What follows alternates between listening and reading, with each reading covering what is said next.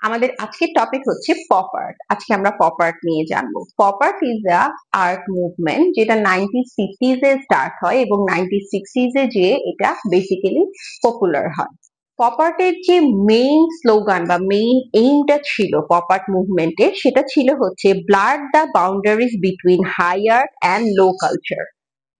Pop আর্টের যে main artist বা শিল্পী ছিলেন তাদের মধ্যে যে দুইজন, তাদের নাম হলো অ্যান্ডি ওয়ারহল এবং আরেকজন ছিল রয় লিচটেনস্টাইন।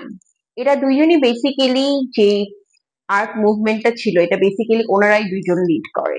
Pop art is characterized by bold colours, commercial imaginary and inspiration from popular culture including advertising, comics and mass media.